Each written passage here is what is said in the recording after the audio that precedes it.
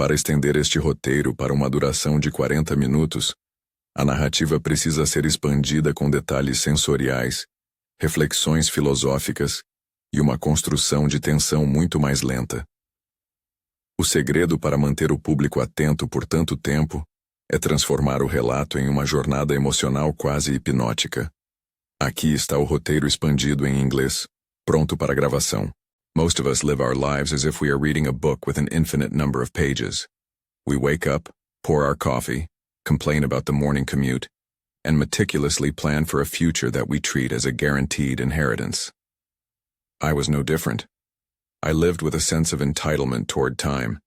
I had a mental list of all the things I would eventually do, the places I would eventually see, and the people I would eventually become. But life has a quiet, almost cruel way of reminding us that time is not a bank account we can withdraw from forever. It is a gift that can be revoked without notice. My name is not important. What matters is the message I carry, a message written in the ink of regret. If you are watching this, it is likely because you still believe you have time. You feel young, or perhaps just young enough. But I am here to tell you about the whisper. The single, subtle warning that life offered me. It wasn't a loud alarm. It wasn't a sudden dramatic collapse in a crowded room. It was a faint, persistent shadow. A whisper I chose to drown out because I was too busy being important, too busy chasing a horizon that was always moving further away. I wanted to build a legacy, but I forgot that you cannot leave a legacy if you are no longer there to witness it. In this time we have together, I don't want to just share a story that makes you sad for me. I want to tell you a story that makes you terrified for yourself. I want you to feel the weight of your own heartbeat and realize that every pulse is a ticking clock.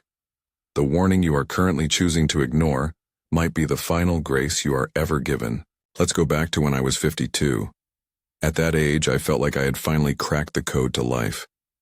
I was at the peak of my professional career, my children were navigating their own adult lives, and I viewed my health as a permanent fixture of my existence.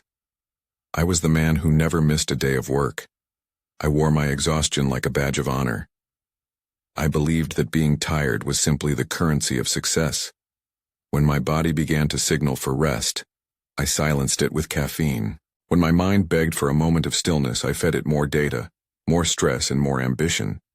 I viewed my physical self as a tool, a machine designed to perform, rather than the only sanctuary I actually possessed. The first warning was so small it was almost easy to miss. It was a slight discomfort, a minor pressure that arrived in the quiet moments between meetings. But I had a board to impress. I had a vision to execute. I told myself it was just the stress of the season. I promised myself I would see a specialist once the current project was finalized. But as any ambitious person knows, the projects never truly end. One deadline simply gives birth to the next.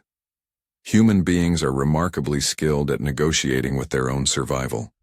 We trade our sleep for extra hours of productivity, our peace for the fleeting high of a promotion, and our long-term health for short-term validation. We live under the dangerous illusion of immortality, believing that illness and ending are things that only happen to other people on the news. I remember one afternoon vividly. The rain was drumming against the large glass windows of my office, and the air was thick with the scent of old paper and expensive coffee. The warning returned, and this time, it was impossible to pretend it wasn't there. My vision blurred for a few seconds, and my heart raced in a way that felt unnatural. I had to grip the edge of my mahogany desk just to stay upright. My wife, who had noticed the subtle changes in my energy for months, begged me that evening to cancel my flight the next morning and go to the clinic. I looked her in the eye, and I lied. I told her I felt fine. I told her she was overreactingly. But I wasn't just lying to her. I was desperately trying to lie to my own soul. I was paralyzed by a specific kind of fear. The fear that if I acknowledged the problem, it would become real. I believed that if I didn't give the illness a name, it couldn't claim me. It is a primitive, childish logic that many of us carry deep into our adult lives. I ignored the warning because I was terrified of what stopping would mean.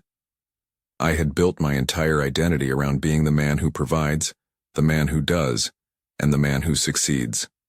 If I stopped, Who was I? I was so afraid of losing my status that I was willing to gamble with my life. What an incredible act of arrogance. We think the world will stop turning if we step away from our posts. We think our companies will crumble and our families will fall apart if we take a month to heal. But the truth is much more humbling. The world keeps spinning. The positions we worked so hard for are filled by someone else within a matter of weeks. The only thing that is truly irreplaceable is your presence in the lives of those you love.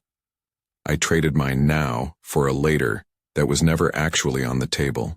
The moment of too late didn't arrive with a thunderclap. It arrived on a Tuesday just like any other. I was preparing a presentation when the whisper finally became a scream.